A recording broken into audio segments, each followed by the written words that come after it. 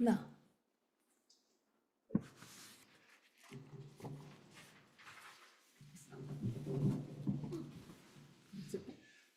the wire must not be in touching range.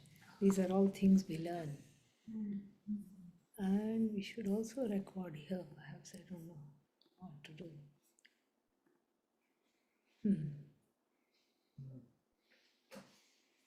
What do we do in the beginning? Sahana. Om Sahana Vavatu Sahanau Bhunaktu Sahaviryam Karavavahai Tejasvinavadhitamastu ma Vidvishavahai. Om Shanti Shanti Shanti. तपो यज्ञदानादिभिः शुद्धबुद्धिः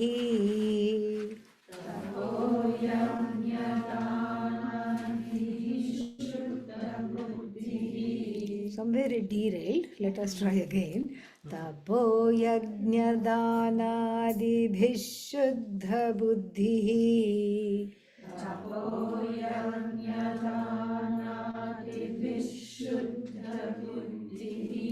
Virakto nripadeh pade tuchha buddhya.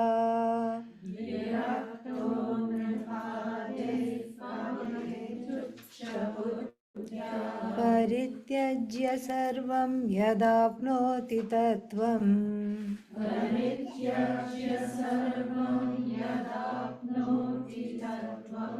परं ब्रह्म नित्यं तदेवाहमस्मि.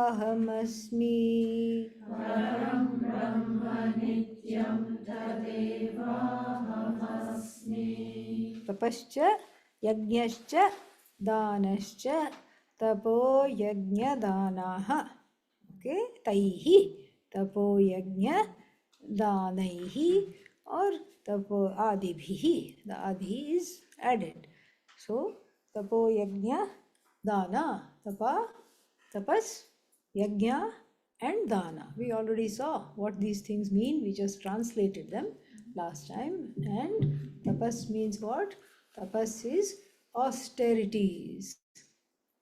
Religious, spiritual austerities.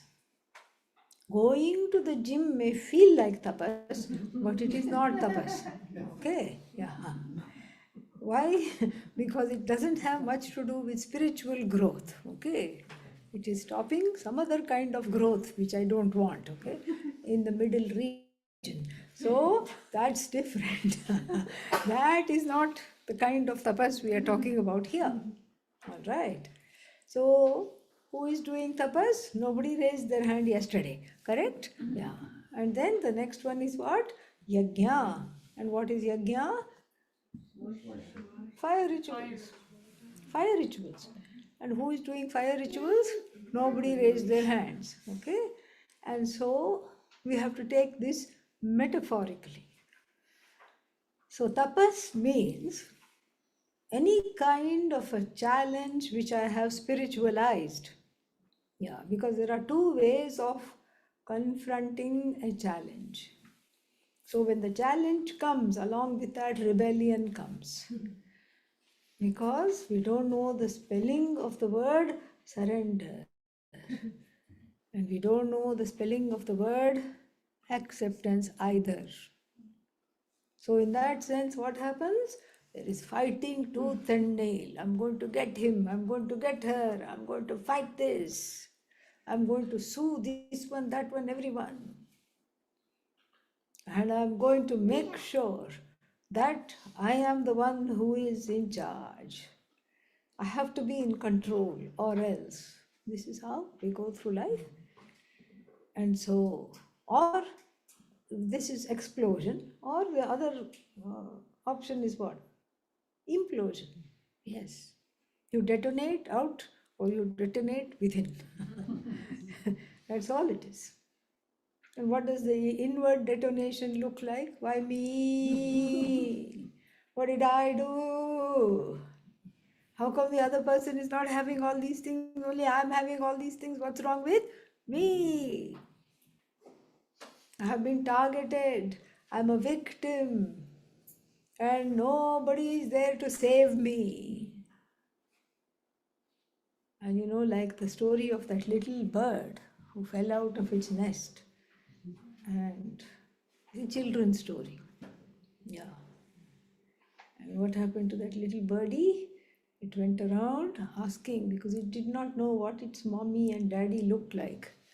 It was too small. So it went on and around asking, "Are you my mommy? Are you my daddy?" to any bird that it saw, any animal that it saw. And when it went to the lion said, "No, but I'm not your mommy, but you are my lunch." So you are my snack, rather. So, like this, the baby bird lost and looking for its mother, its father. And at that age, it's appropriate. At that level of helplessness, it's appropriate. And therefore, the story is cute because ultimately it doesn't find its mommy, but it finds a young lad who adopts it and takes it home and takes care of it. So, it's cute. At age 62, looking for mommy, daddy, and not only looking for mommy, daddy, asking everybody, "Will you be my mommy? Will you be my daddy?" Uncute, right? Yeah, not very cute. And so that is a kind of an implosion. All this implies implosion. Faced with challenges, faced with difficulties, one either explodes and one lashes outwards. Everything is wrong, the people are wrong, the relatives are wrong, everything, of course, except me, all right? Yeah. Everybody else is totally 100% horribly wrong. They should have never been born. Why are they on this universe? That is one kind of a response, or rather reaction. And what is the other kind? Mommy, daddy, I'm all alone. Where are you? And both of these are not tapas. Only when we know what is antapas, then we can know antapas is not tapas. Okay, yeah. Yeah. When we know what is antapas, we know what is tapas. So, what is tapas? Tapas is the tiksha, really. Allowing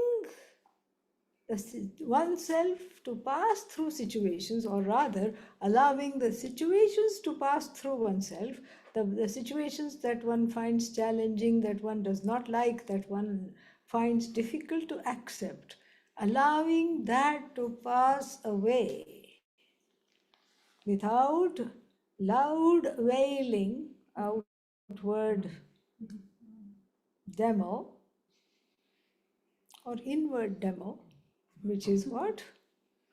Santapa, vilapa, santapa rahitaha. So, vilapa means outward lamenting, and santapa means chinta, inward. You're eating away, you're being eaten away inside by the force of this difficulty. Both are not tapas.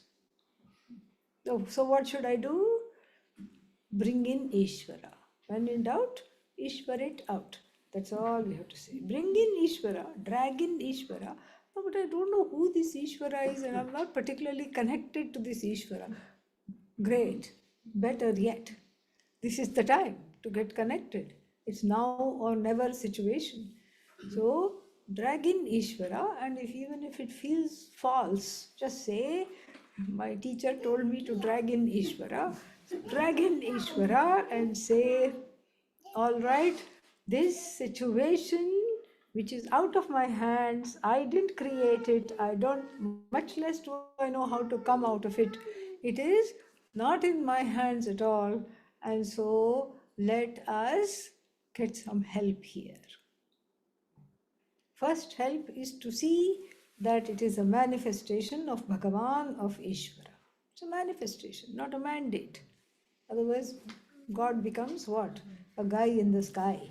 Yes, very difficult. So therefore, it's not a mandate, it's a manifestation, and that manifestation has to be understood. Certain manifestations we like, certain manifestations we absolutely do not like, but they are still what? Manifestations. Whether we like them or not, they are still manifestations. So that is the first thing. And second thing is to be able to get to the place of receiving the manifestations as a gift. In this country, when somebody gives you a gift, you can promptly take it to the shop and return, sometimes even without receipt. Yeah, that is why 26th December is the busiest day for the shops. Why? Christmas is over, yeah. But the raga dveshas of the people are not over. They are, they are there. So you stand in line because your friend gave you what you consider a horrible gift. You stand in line trying to exchange it or get some credit for it, store credit at least, if not outright cash back. Somebody looks familiar. Who is that? The person who gave you the gift. They are also at the store at the same time. Why, pray tell? Same reason that you are there. You are returning their gift. They are returning your gift. But they don't know that you are returning their gift. And you don't know that they are returning your gift. So they just duck and, go behind different aisles and try to avoid you. You try to avoid them. And this is how the dance goes. In this country, you can return anything, including your child. Take it away. I don't want it. You can give back anything that you don't like. That is why it is called Bhoga Bhumi. Bhoga Bhumi means a place of conspicuous consumption. Not Yoga Bhumi, where the things I do not like are used, are harnessed for my own self growth, to come out of those likings and not likings. But why you want me to come out of the likings and not likings? I don't like that. Because as long as one is entrenched in those likings and not likings, then the real anusandhana, the inquiry for one's swarupa cannot take place. Because I think this is me. I think whatever I am as good as what I like. I am as good as what I don't like. That's why they have to be queried. So the one who takes tapas here doesn't mean Spanish snacks, okay? We are not talking of that. Yeah. So, the one who takes tapas and looks at it, any challenges, difficulties in one's life, and looks at it through the spiritual lens, through the lens of self-growth. That yes, it is uncomfortable right now, but then it will be very comfortable later. Because you cannot transform any situation, you can only transform yourself. And so that being the case, the quickly you transform, the easier it is in every other situation. Because if you deal with one raga dvesha, the chances are that there is a domino effect and several of the other ones are just, swallowed up. Because they're all the same jati, same variety. And so, therefore, so tapas in the modern times, in the contemporary times, is not standing on one leg or not eating and all these things, which they used to do in the past. Tapas now is learning to live with what is. Because what is Ishvara. That is what it is. So what is Ishvara? So I learn to live with what there is. I learn to not try to change it, not because I can't change it, because not because I don't have the power to change it. Maybe I have the power to change it, but it looks very difficult to change it right now. Maybe it is inevitable even. So I learned to go through difficult situations with equanimity and grace. What is equanimity? Samatvam. What is grace? Integrity. Samatvam means balance. I don't go overboard.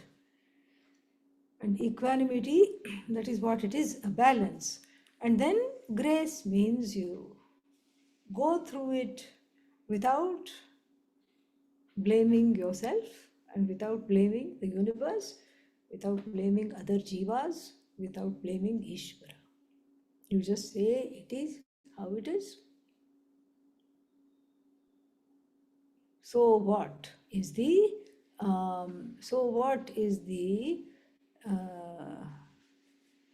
mantra?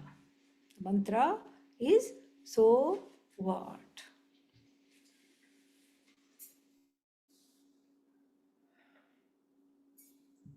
A story is told that this merchant, who was a marine merchant, had a lot of ships, but was very saintly, and was told that some of your precious cargo, along with the ship, got burnt.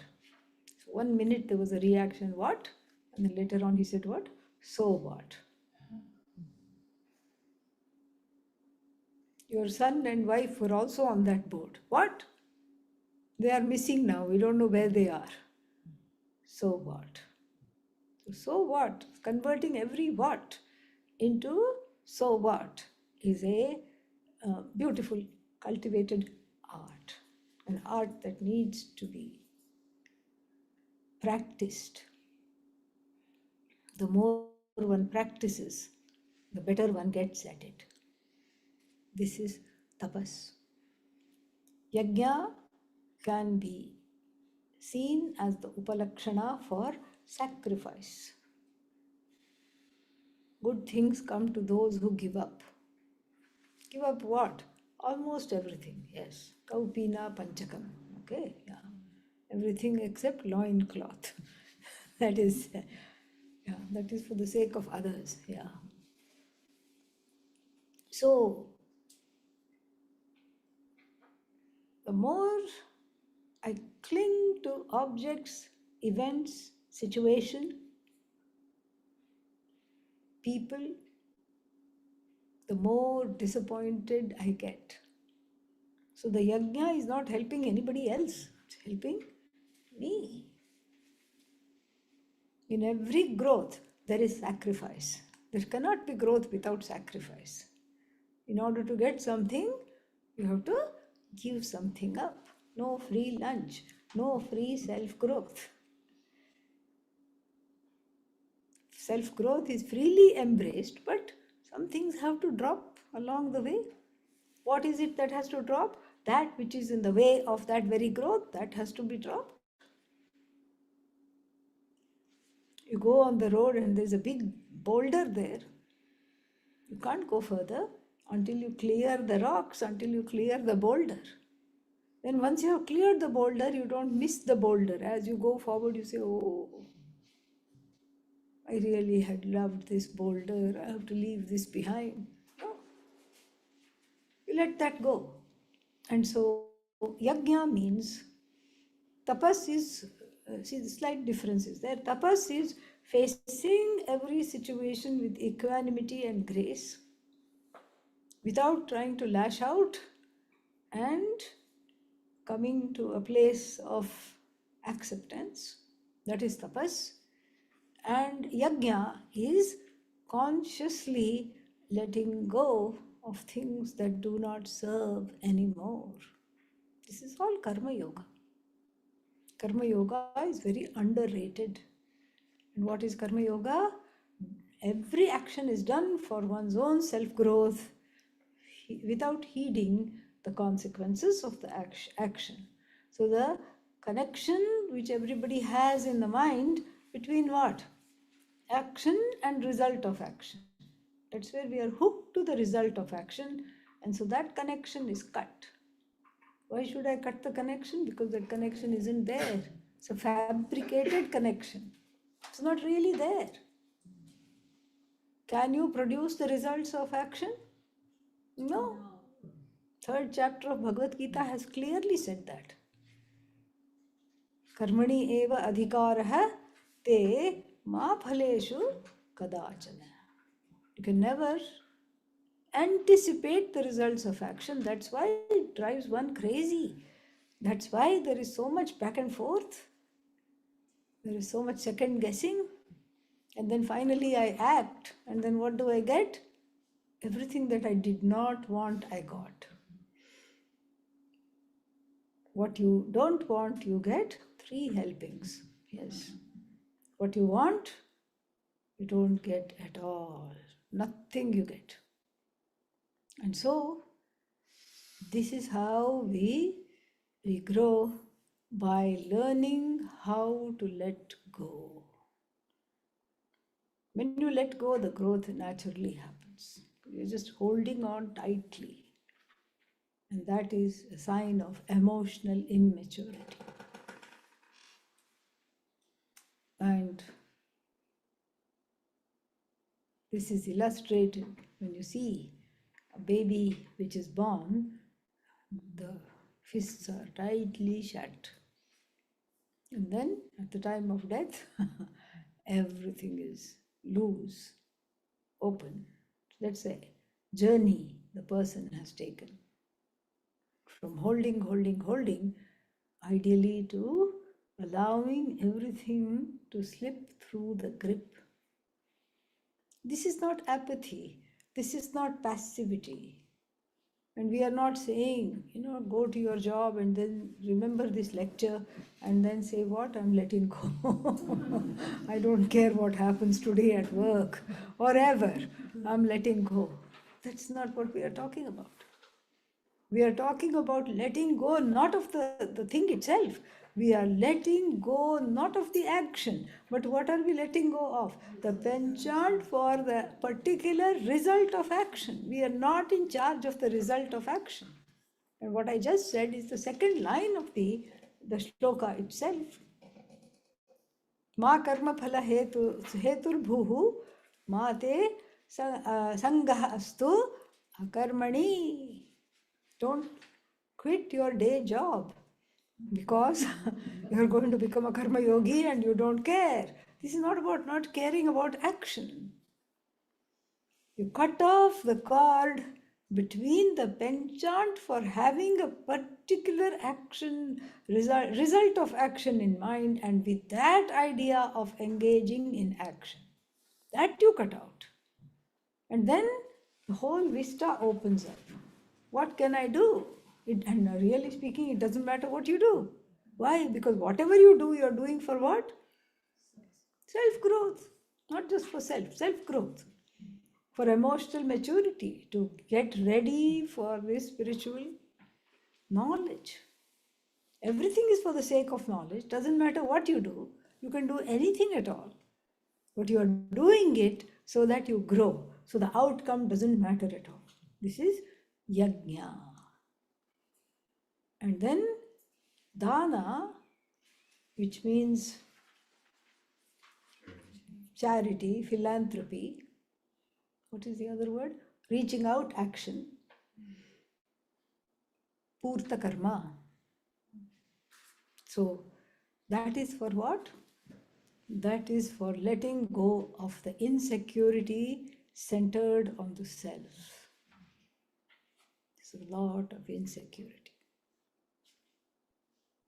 So every night, looking at the bank balance, then only I can go to sleep. But the very funny thing is, where are you looking at the bank balance? Oh, on the phone, on the tablet, on the computer. And then you just press the phone, it's this kind of a liquid thing. There's nothing there, really. Your bank balance it's mithya, it's the phone, yeah, mithya. It's just a number. You have to have a lot of shraddha to know that that is really the true. Because who has the time to, in the olden days, everybody balanced their checkbook and every little penny was, reckoned. Now who has the time? Nothing. Checkbooks are only not there. Yes. There are no books, no checks, nothing. Everything is, what is that? When more, and why is it called when more? When I spend more and more, I don't know. That is why it is called when more. Yeah. So, all these things.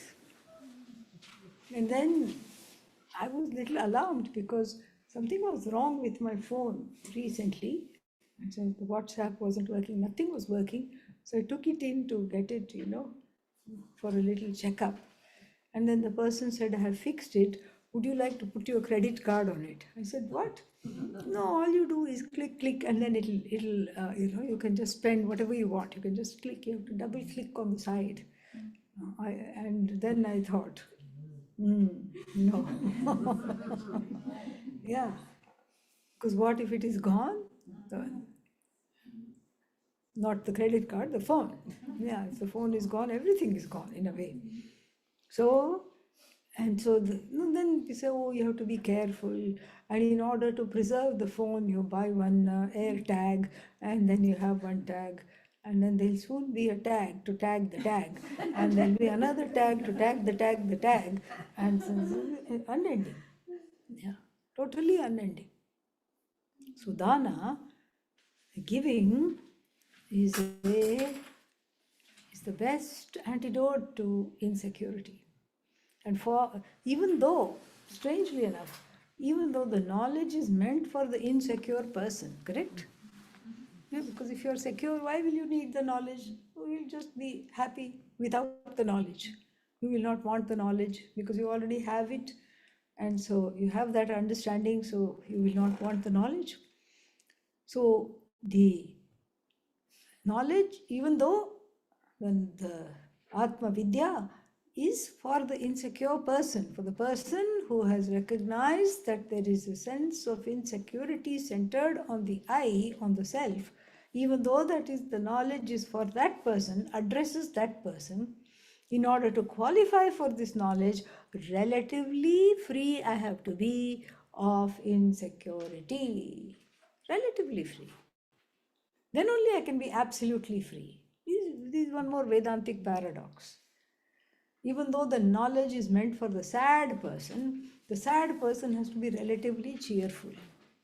Go figure. Huh? Strange, but true. Yeah.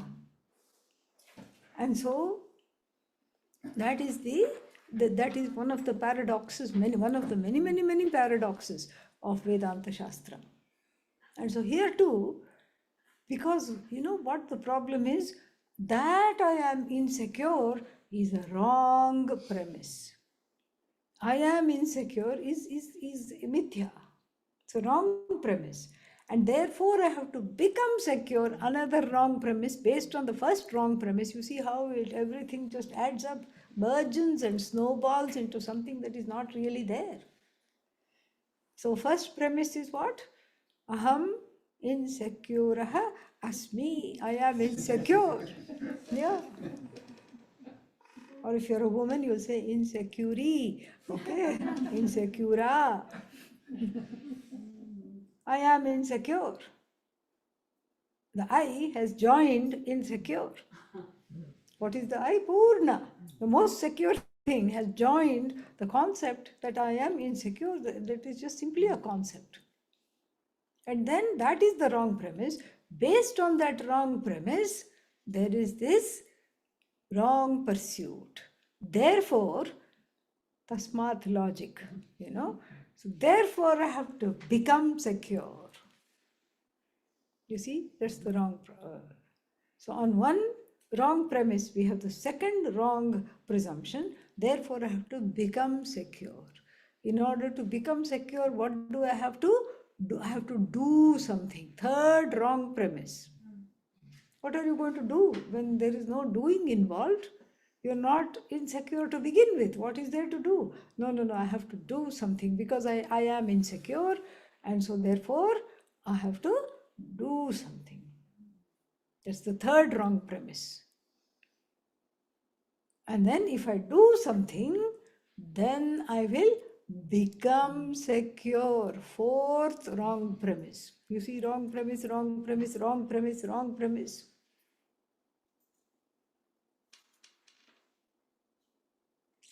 It's like that. It's like that stacking game. What is that called? Keep stacking, stacking, stacking. Jenga. Yes. Then you need your pet cat to come. And then, yeah, dismantle everything. Pet cat here is Vedanta Shastra. Yes.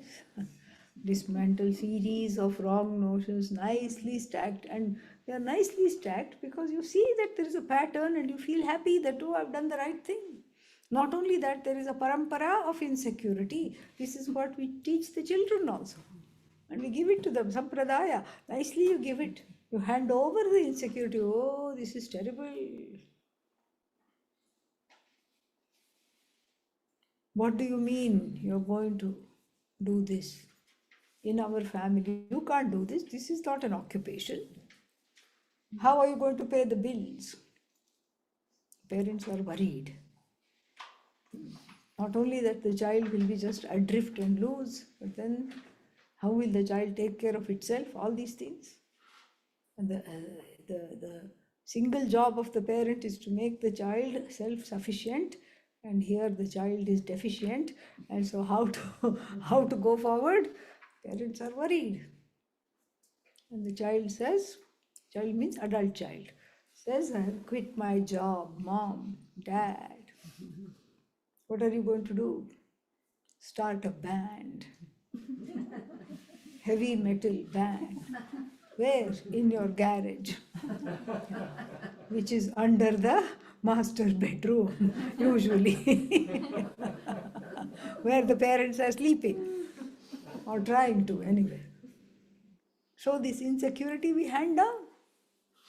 We hand that down to, and then the children also, they are also born insecure. They inherit this, what to do with this insecurity, they inherit from the previous generation and they hand it down. This is how it is. One simple thing to cut this nonsense through. Simple thing. Give. That's all it is. Give, give, give, give, give, give, give, give, give. It's not always about money, although money is involved here. Dana means money is involved, but it could also be. Suppose you say, I don't have any money, what should I give? Smile. Do something for somebody else. Because this is a very solipsistic culture. And if we don't watch out, our main hobby will be navel gazing. Yes. All the time just concerned about oneself. Concerned about the future, concerned about the past. And nobody's telling anybody to be foolish. But the giving is miraculous because it really gets out of that trap of insecurity and then trying to become secure. And in order to become secure, I have to do something, getting connected to, not connected, getting dependent upon action. And then becoming a result of action hog, karma phala holic. And then, are you, as a result of all this, are you feeling secure now? Answer is no. After several rounds of that, the insecurity doesn't go. But really speaking, you give, immediately it goes. You know why? Because when you give, you say, oh my God, without this I thought I could not live. But I can. Look at this. I can and I'm fine. And then even in the world, if you look at the body language of the giver, how is the body language of the giver? I'm in a good position. I feel good about myself. I feel good that I can do something to help. I feel good that I can give this. Here, take. I'm so happy to help. Take. And the body language of the receiver. Receiver means somebody who feels I don't have, I lack, I'm insecure. The body language of the insecure person is always compromised, jumpy. Ooh, what's happening? Somebody's attacking from behind. Somebody's doing this, somebody's here. So what do they want from me? I don't have anything. The body language of the person who thinks I don't have anything It's very sad to see it's all crouched and it's all like, oh, save me, help me, hunched over. So in life, when we give, there is growth, instant growth. And what is that growth? We have already seen growing out of this sense of insecurity that is connected to the self or identified, wrongly identified as the self. That is an instant growth. Then, of course, the very important question, how much to give? Yeah, how much to give? And here again we bring in Pujya Swamiji. And what would he say? Give until it hurts. If it doesn't pinch, you haven't given. You have to, first you, in all effusiveness, you say, yes, I'm going to do this for you. Doesn't mean whether it's money or help or whatever you're promising. And then you go, what am I thinking? Why am I doing this? That means you are doing enough. When you want to backtrack, or even if you don't backtrack, even if you don't want to backtrack, you have given, and then after that you have a little bit of a pinch. I shouldn't have done that. Why did I do that? This was not okay. That means you have given enough. So we keep, what is that?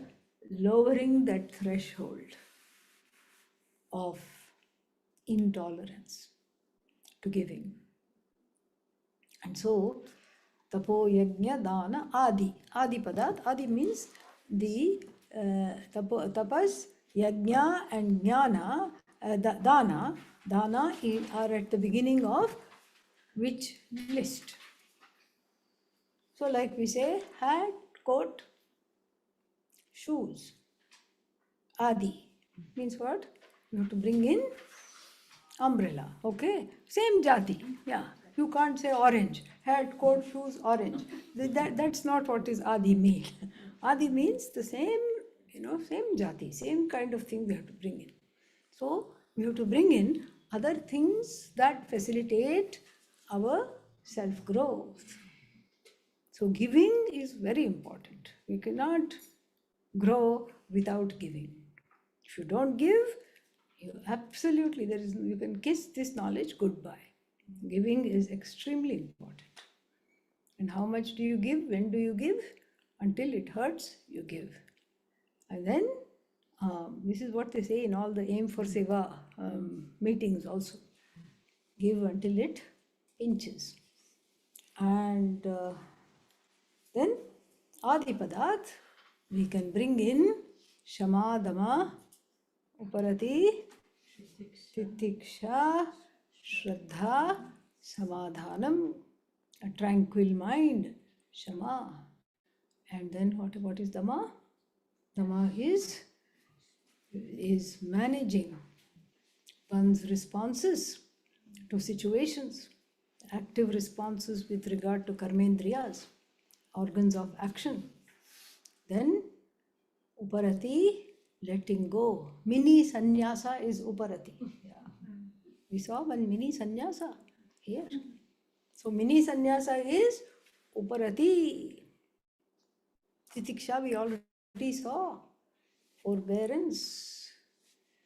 Not wailing, not exploding, not imploding. Yes.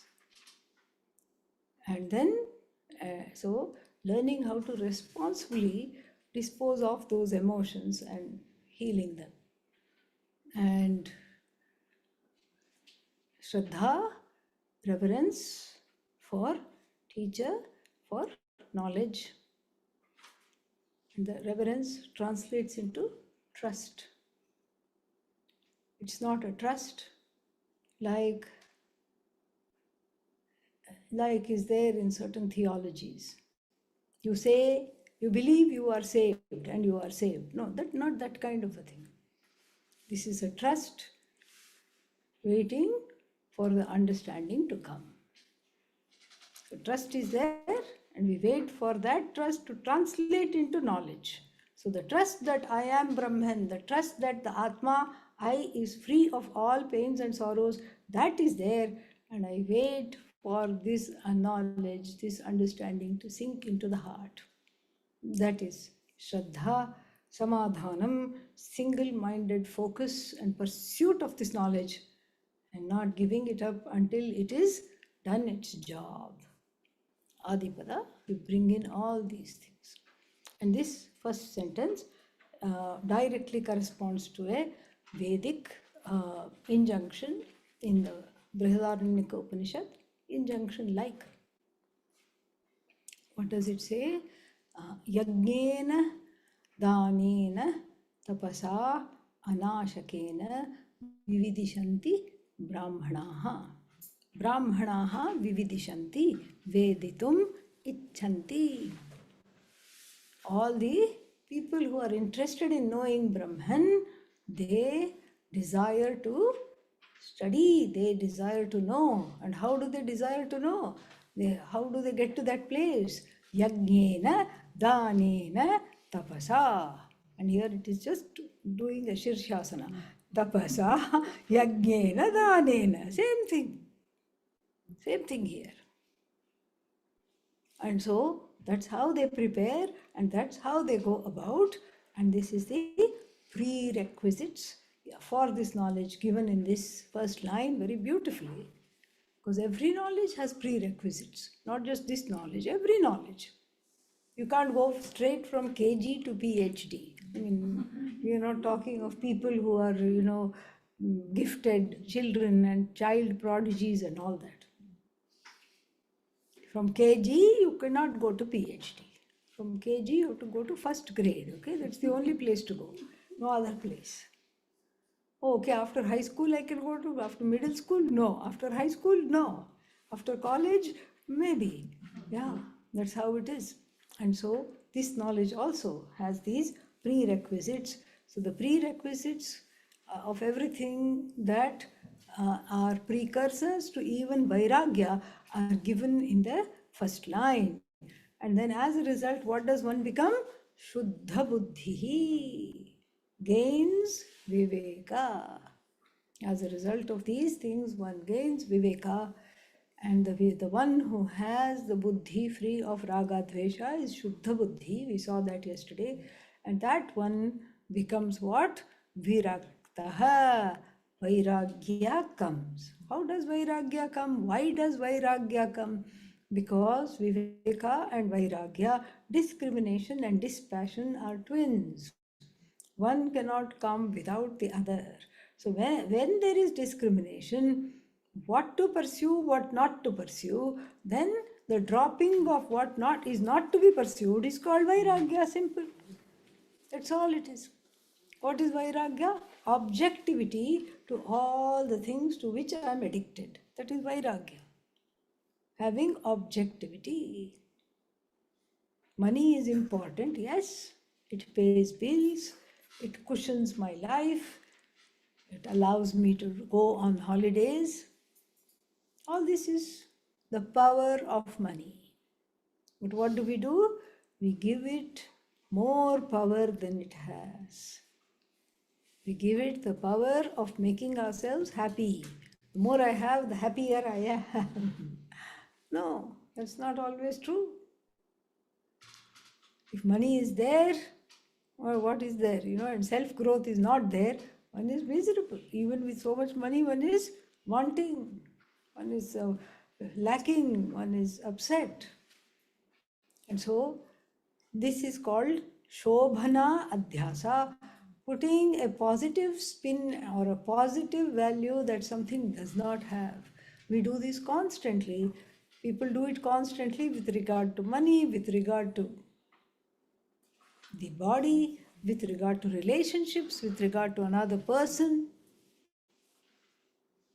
That is wrong because Shobhana Adhyasa, the mistaken inflation, when we talk of money, that's a nice word to use, the inflated idea attached to something like money, etc., that is a recipe for disappointment constantly, because that whatever that thing is, it will never live up to your idea of it. Your ideation of that thing is not really inherent to that thing.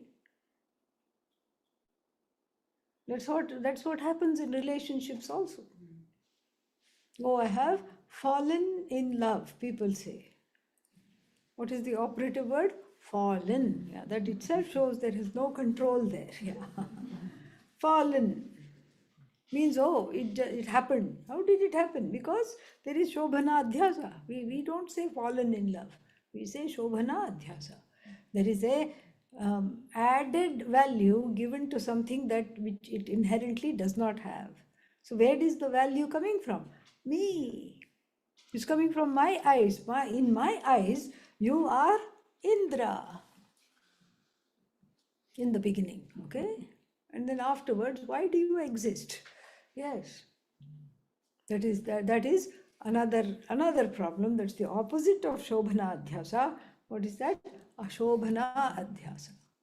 In the beginning, you are the best, east or west, be my guest. And then at the end, you are a pest. Okay, from guest to pest. And where is this poor person? Neither guest nor pest. Yes, neither an honored guest nor a pest. Somewhere in the middle, that person is just an ordinary person leading an ordinary life. First, I think they are uber ordinary, extraordinary, and then they are what? Supra ordinary. Yeah, they are beneath ordinary. The reality is somewhere in the middle of those two equations. It's not never what you think it is. Never, never. And so avoiding this is called vairagya. Being objective to my projections. So the positive projection, Shobhana Adhyasa, and the negative projection, both are coming from what? Here. And what is here? Raga and Dvesha, strong preferences and prejudices are the raw materials for these projections. Strong prejudices and preferences are the binoculars through which you look at the world. That's why certain things look bigger than they are. And then you flip and look, and then everything looks tiny. That's what it is. And so, this Shuddha Buddhi, next line, first word, Viraktaha. This is what is Viraktaha. The person who has come far away from all these projections. These are all, we are still in the preparation realm. Viraktaha, the person who is solidly objective, does not let get carried away, get oneself carried away by flights of fancy. There's no flights of fancy. Remain on the ground. And this is the flights of fancy are because of the sense of lack centered on the self. And I want somebody to fill that. I want some object to fill it. Therefore, I say, if I have it, then I will be okay. I'm complete. If I don't have it, I'm incomplete without it. And that overcoming all these feelings is viraktaha. So first one is a shuddha buddhi by tapas by being purified by the fire of tapas, yajna, and philanthropy, charity, and then one becomes objective to the situations. That is the second line. Viraktaha. Viraktaha towards what is given here? Nripadehe, fifth case, of the kings. Of the king. Pade. Pade means with reference to Vishaya Saptami, with reference to the position of the kings. How is one objective with reference to the position of the kings? Tuchha buddhya, by cultivating and understanding that this also is just a trifling matter. Tuchha buddhi means not over exaggerating it. Because king means what? Oh, some kind of control, some kind of kingdom. OMG. Even today, we are fascinated by royalty. Really? In every country. In every country. Will always be something. What are the kings doing? What are they doing? What did they have for breakfast? What are they wearing? They're wearing the same thing that you're wearing. That's all, nothing. Yeah. Wearing something on top, something on the bottom. That's all. What else is there to wear? But there is all this. We want to look at the tour of the palace. Yes, I want to go there. Oh, how they must be eating, what they must be doing. They all are having weak stomachs, okay? Yeah. That goes with the territory of being royalty. And I went to a palace once with a real king. In India, we have kings many kings, yeah. Many queens, many kings. Half of the palace is 5-star hotel or maybe a 3-star hotel, and the other half the royalty live. So went there, and then palace is kind of in ruins. Nobody has, the government doesn't have the money to fix it. They don't have the money to fix it. And if it's not like an important palace, like a royal heritage site, it's just let go of. So I went there, they received me, and they said, "Will you have tea?" And they said, "Yes, please, they said, "Oh, please have tea, we'll bring the tea." They went to get the tea. So, of course, me being me, I'm looking around. Okay, I'm sitting in a palace, yeah? Yeah, and then I saw one bucket, just like we would have at home. Just a bucket, medium sized, just regular tin bucket. Then when they came, I said, "What is this for?" "Oh, when it rains, it leaks here." Old building, 15th century building, and it is leaking. So we have to have. In fact, they said we need 3 buckets in the next room. In this room, only 1 bucket. In the next room, there's, 3 leakages. So what did I think? I'm doing this in my house. Okay, my place, yeah, bucket. Why? Because I'm an ordinary being. I'm not some kind of a king. So go to the king's house, and what is there? 4 buckets, yeah, because 1 bucket in this room and 3 buckets in the other room. So this is what is called tuchha buddhi, not idealizing various positions. I want to be this, I want to be the director of this, I want to control this, I want to be the king of this, I want to conquer this, I want to have this, and I want to have this position. So nripadehe means of the adipada, all kinds of positions of power, like kingly power. To all that, what do I say? Tata, Namaha. I bid it goodbye. Because as long as the longing is there, then the sense of belonging to everything and everybody eludes. So longing comes because there is no sense of belonging. So when the longing goes, only then we can discover that we already belong to everyone, everything at all times. So when you replace the longing when you replace the belonging with a sense of longing, then you will remain longing forever. And so therefore, this has to be addressed. So this Shuddha Buddhi for the knowledge and Tuchha Buddhi for everything else. Tuchha means, what is that, trifling, inferior Buddhi. Tuchha is nothing, like a small little thing. So every power, every position that is offered to me, I am not bedazzled by it. I may do it because, there is something I can, because I know how to do it, I may do it. I may do it as a sense of service. I may do it because it's my job and I'm getting money for it and this is how I make my livelihood. But I don't allow it to define who I am. This is what is called tuchha buddhi towards all these things. This is what is the understanding of vairagya. So then, what else? Next line. People will not like it very much, but what is that? Parityajya.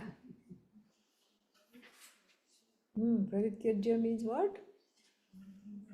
Yeah, big time. Giving up. Tyaj, to give up. Tyaj, tyaktva, having given up. Parityajya, same thing. Pari means everything, all round. The upasarga, the prefix pari, bestows to the word the word that follows, a sense of all around giving up, not just in one area. So it's not like I give away what I don't want and hold on to all the things I want. No, give away everything.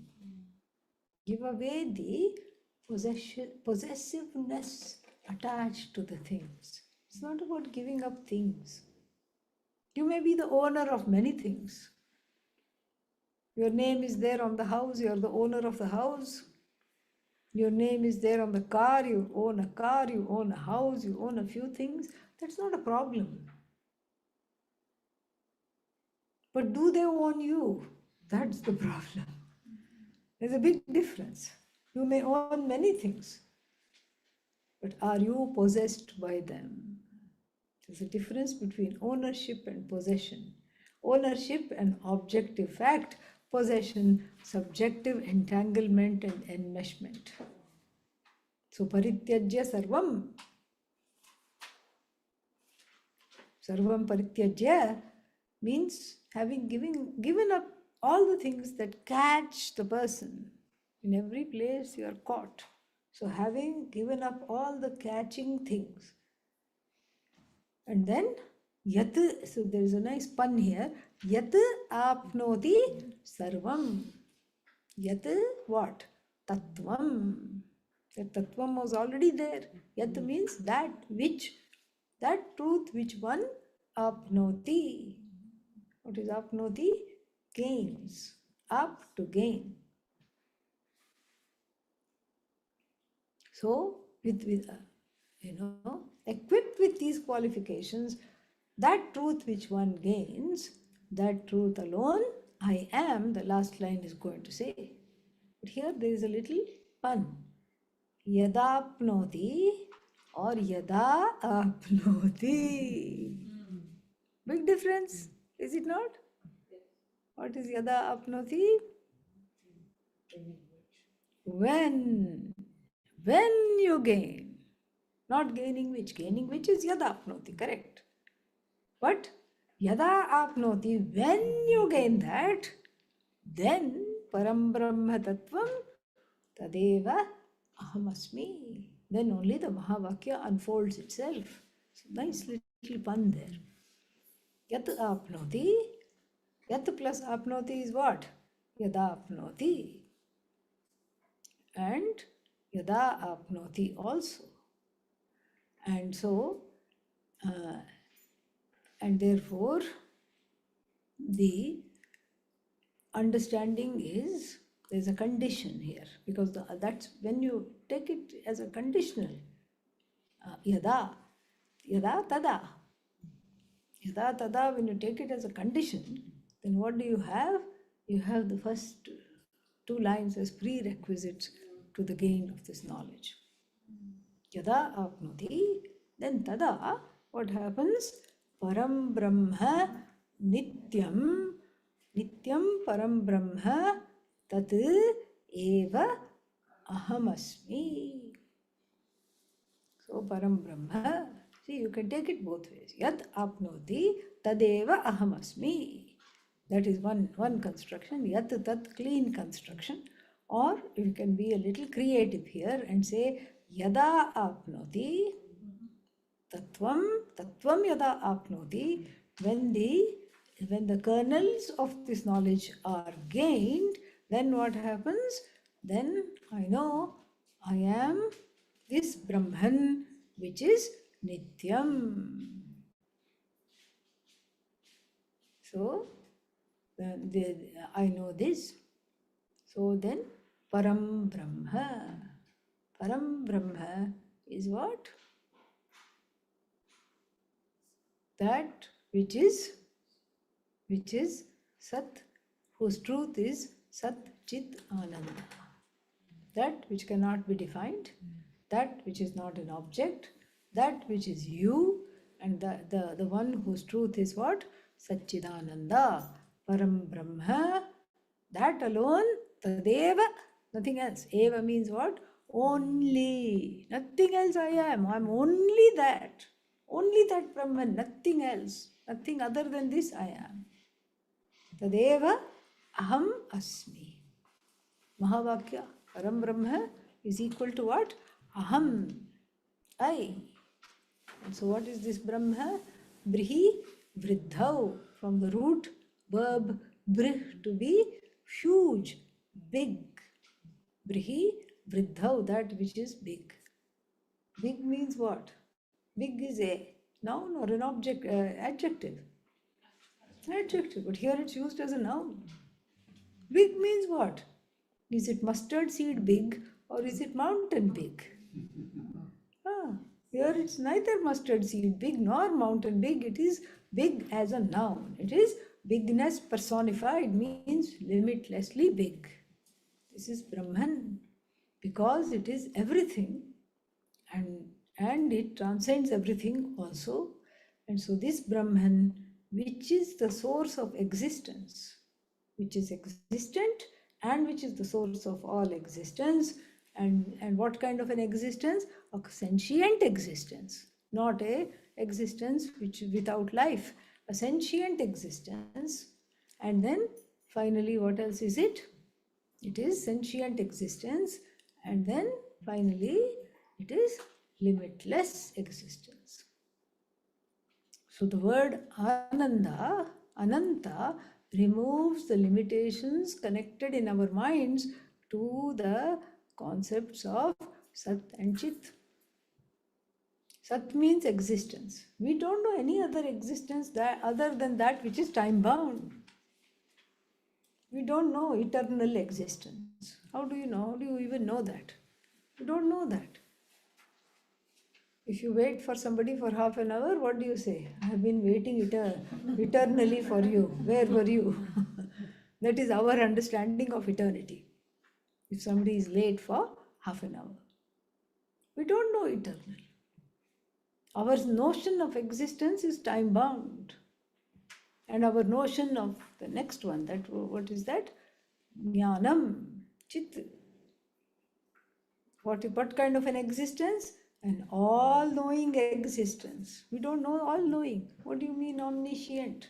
Here I'm struggling to spell the word omniscient. Always I before E except after C. Here I'm struggling to spell the word omniscient, and you say I'm omniscient.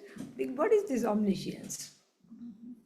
And so here the word jnanam again is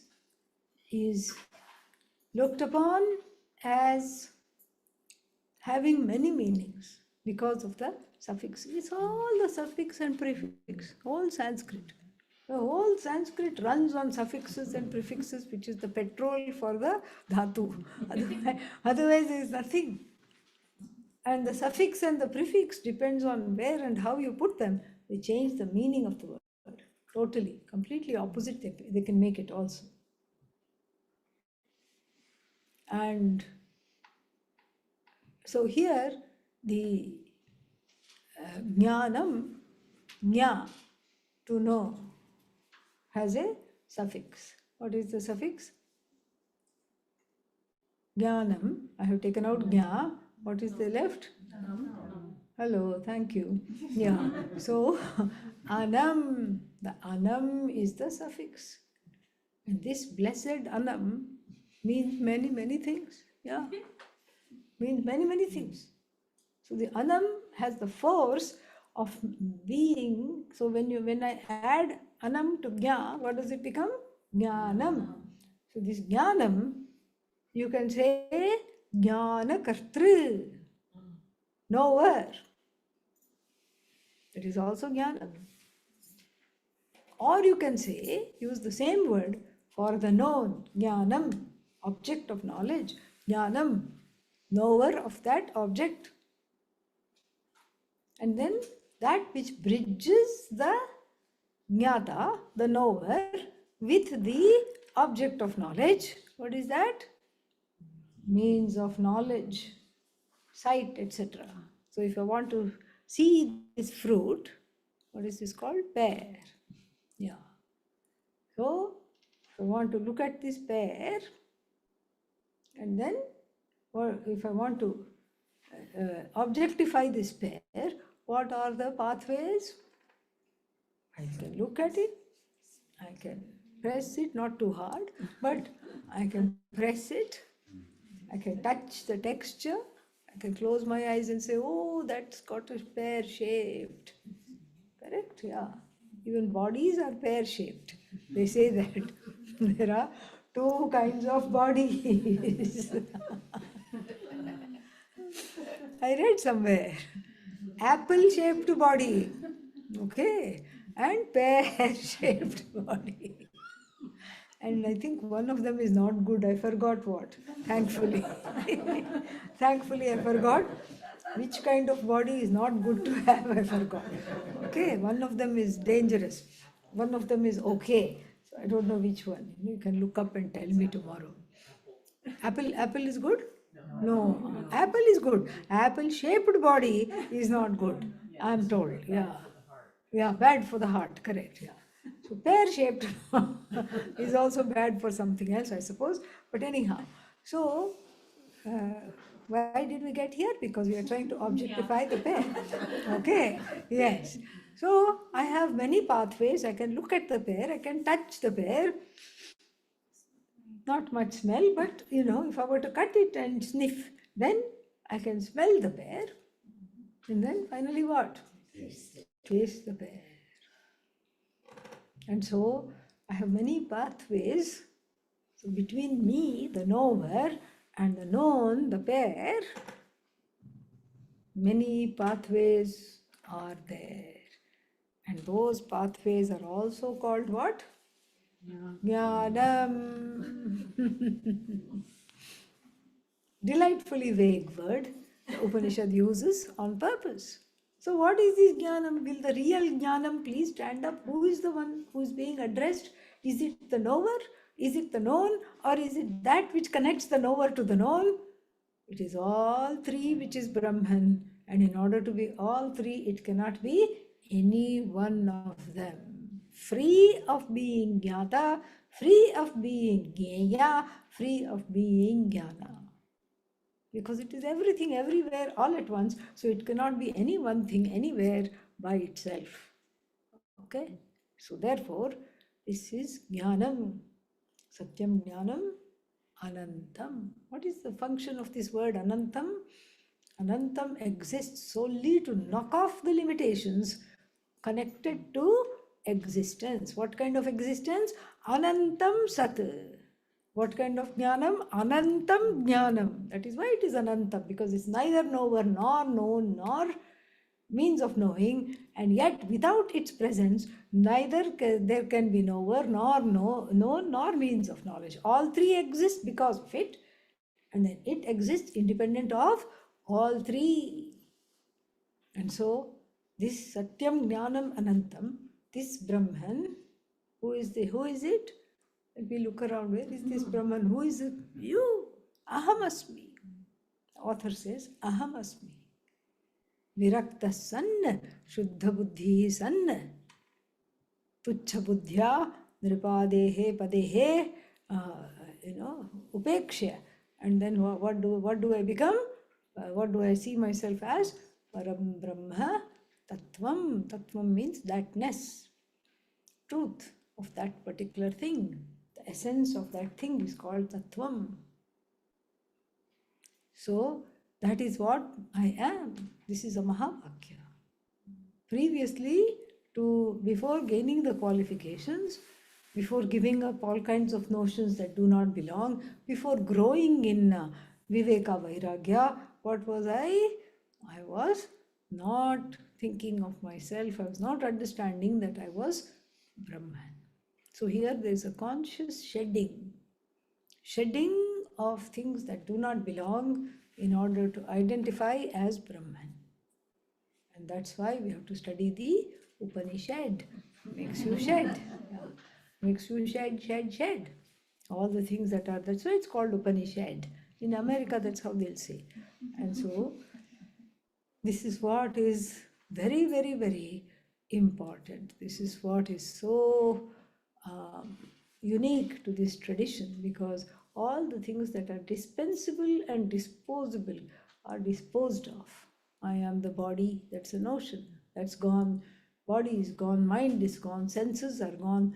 I am a king, gone. And then I'm poor, I'm a servant, gone. I'm an idiot, gone. Nobody loves me, gone. All the notions are gone because they are all adhyastha on this Atma which is free of all adhyasa. Adhyastha means as though superimposed on that I which is free of all superimpositions. And so, Param Brahma Nityam. Nityam means the unchanging one, the one that is not subject to change. Trikalepi tishtati iti sat. Trikalepi tishtati iti chit. That also is there. And so that which is the same in all three periods of time. Nityam also means abadhitam, non-negatable. If it's there all the time, you cannot negate it. Sometimes, you have things in the house, you wish it was gone, but it's right there, still there. Tomorrow also it's there, day after tomorrow also it's there. Nityam means non-negatable, cannot be negated. And so, and Tadeva, that alone I am, not any of these things. Not any of these things I am that Brahman alone, which is myself, which is the truth of myself, free of all attributes and free of all notions. That is what I am. And then next one, let us chant. दयालुं गुरुं ब्रह्मनिष्ठं प्रशान्तं दयालुं गुरुं ब्रह्मनिष्ठं प्रशान्तं समाराध्य भक्त्या विचार्य स्वरूपं समाराध्य भक्त्या विचार्य स्वरूपं यदाप्नोति तत्त्वं निदिध्यास्य विद्वान् यदाप्नोति तत्त्वं निदिध्यास्य विद्वान् परं together परं ब्रह्म नित्यं तदेवाहमस्मि. We will just see the translation and tomorrow we'll see the whole thing. Dayalu. Dayaluhu. Again, this is, Dayaluhu. Daya means what? Everybody should know because that is the name of the Guru. Okay? Yeah. Daya means compassion. And then Dayaluhu, the one who is equipped with compassion. The pratyaya is Aluch. And this Aluch pratyaya is only applicable to a few dhatus, not all of them. And the sutra will tell us which dhatus, and this is one of them. And then there's few words it is applicable to. So Dayaluhu means the compassionate teacher. Dayalum Gurum, compassionate teacher. Why is the teacher compassionate? Or what? Yeah. So the teacher does not have to teach, does not need to teach, but still teaches. And it's a very funny thing because one has to imagine a problem that they have to imagine a problem they don't see. And they have to first imagine a problem because the person says, it's like a person coming and saying, I've been bitten, snake. Where? You know, just look at your whole body. There are no fang marks. And next thing, what do you tell them? Show me the snake. And they take you outside and show the rope, which is lying there. That bit me. What do you do to that person? You pat them on the back.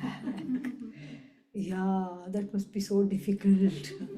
Yeah, it looks like a very dangerous snake. You go along with that. And then, because they're jumping up and down, first you tell them they're not in danger. Don't worry, I have thrown away the snake. It's no longer here. Look, it's gone. Then you bring them inside. Yeah, I know you're really hurting. And then later you tell them that was not a snake. What was it? Rope. So what did you do? Aropa. You did a superimposition upon that rope. Later on you tell them. So you have to imagine a problem that doesn't exist. You have to imagine a problem that you yourself have overcome. And this is why the teacher is compassionate, because they know that they were in the same situation as you are in, several decades ago. So Dayalum Guru. And also it's an injunction to find a kind teacher. Don't go to somebody who just barks, and just says, oh, you're Brahman. Okay. What more is there? Nothing more is there. Go. Don't find such a teacher like that. Find a kind teacher. And then two other words are there qualifying the teacher. Brahmanishtam, the one who is committed to Brahman. We'll see the meaning and all that later. Committed to Brahman means mostly teaching about that only and not having a job as a stockbroker at the same time. Yeah. Busy people, that's why I said. And so in the middle of unfolding the Mahavakya, like, yes, you are really that, because what else can you be? Do you want to be this miserable person? No, you are that. Sell, buy, sell, buy. You are really that. So that is not Brahmanishta. Brahmanishta means committed to what they are doing, committed to Brahman. And then Prashantam. Prashantam means agitation free. Agitation belongs to washing machine and some other appliances, not to the self. The self is free of agitation. So one who embodies the knowledge of the self is also free of agitation. Brahma Ishtam Prashantam Samaradhya, worshipping that teacher. Bhaktya, with devotion. Vicharya, having inquired with the help of the teacher into what? One's own nature, Swarupam. And here we can again say, Yada, when all this happens, Yada apnoti tattvam, in this manner when one gains this teaching, how nididhyasya, did this one repeat itself? No. Yadapnoti tattvam repeated. That's all that repeated, right? Nididhyasya, meaning having removed all doubts and vagueness and error. Who? Vidwan, the knowledgeable person. Oh, is that Guru? No, it's you now. Because you studied with the Guru, and what did you become? Vidwan you became. You became the wise one. And then, what are you?